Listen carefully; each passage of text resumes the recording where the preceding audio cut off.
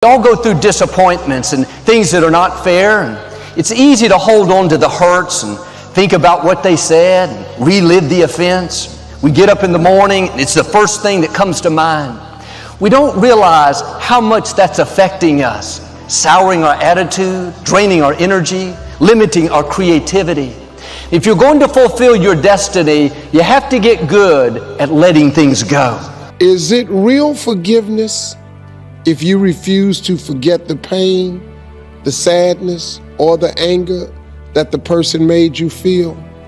Is it real forgiveness if you won't let go of that? If you forgive a person, but you hang on to the anger, the pain, and the hurt, and you say you forgave the person, then you don't understand what forgiveness really is. Agreed.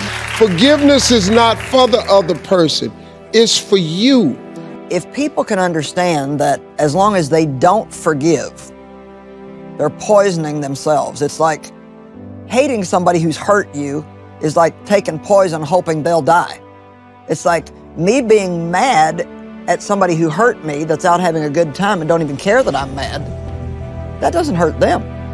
You can't sip the poison of unforgiveness and expect them to die. Forgiveness is for you. Forgive and grow. I had to let that luggage go. You see, your mind is when you go into a service station to get gas, you don't go in there and just start pumping. When you push the lever up, it clears the previous bill. By the same token, if you want to begin to move, you've got to clear your mind of all the unnecessary luggage and baggage that's weighing us down. I couldn't move. I couldn't think about what am I going to do to get out of this situation because I was so concerned about what happened and what he did to me and how bad it was. I was so stuck in that I couldn't even focus on what I should have done. Feeling sorry for myself and angry, and none of that was taking me anywhere. So pretty soon I learned through effort, made a conscious, deliberate, determined effort. I had to let it go. I had to forgive it. Let it go and begin to focus on developing myself. And I say to you, you're going to have people to do things to you. Things are going to happen to you. And the most important thing to do is to harness your will and let it go and move so you can grow, so you can get on with your life. It doesn't matter about what happens to you. What matters is, what are you going to do about it? Amen. What are you going to do now, Les?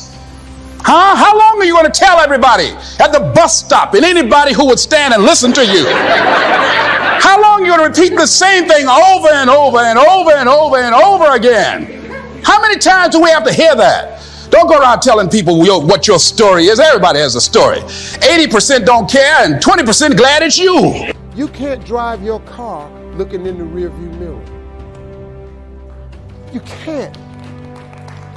If you keep looking in the rearview mirror, you're going to keep crashing your car. There's a reason why the rearview mirror is this big and the windshield is this big. That's a reason for it. Because all the rearview mirror does is allows you to see what you've passed and to prevent what you've passed from coming up on you again.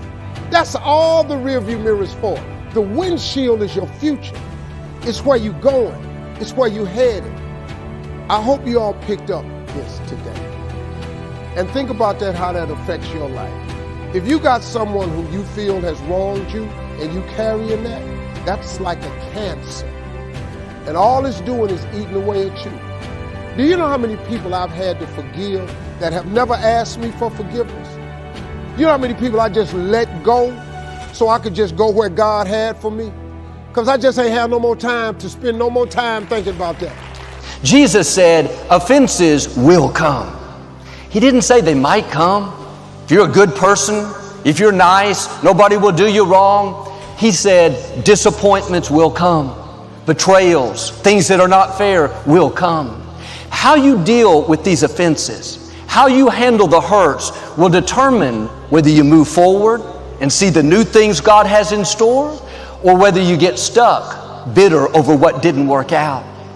I've heard it said, if you don't heal from emotional wounds, you will bleed on people that had nothing to do with it.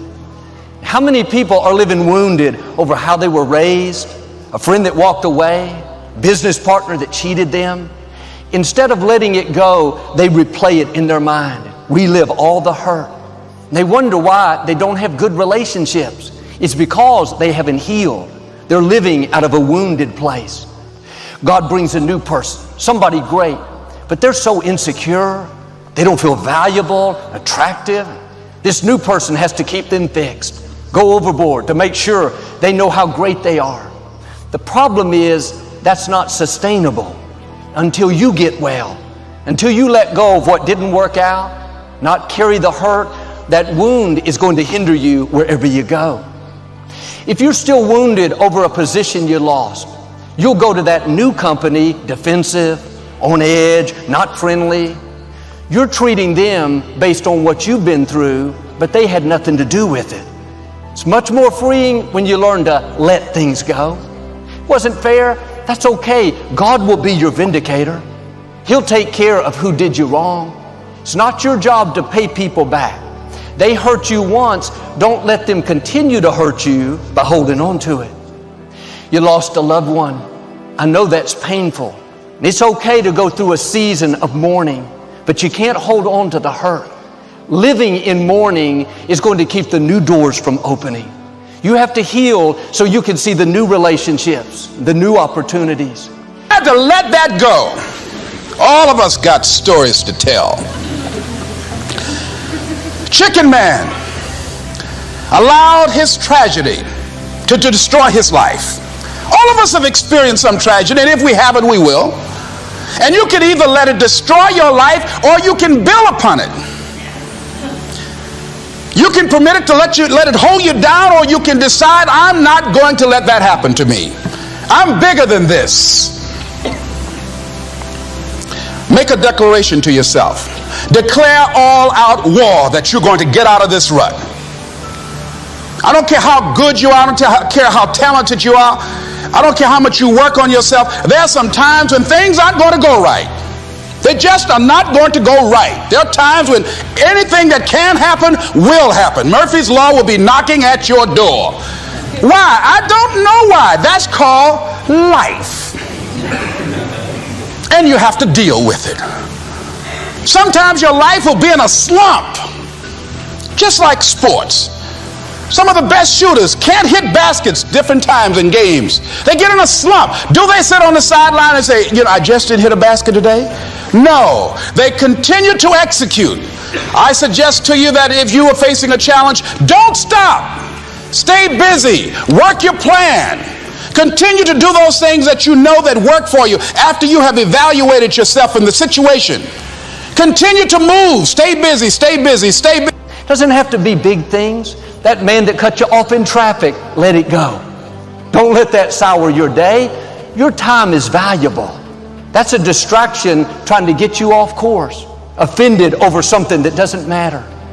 That clerk that's rude to you at the grocery store, just smile and move on. I've learned life is full of wounded people, people that haven't dealt with the negative things in their past. At times they'll be disrespectful. They'll say things they shouldn't, do things that are hurtful. You can't stop the offense from coming, but you can keep it from getting down in you.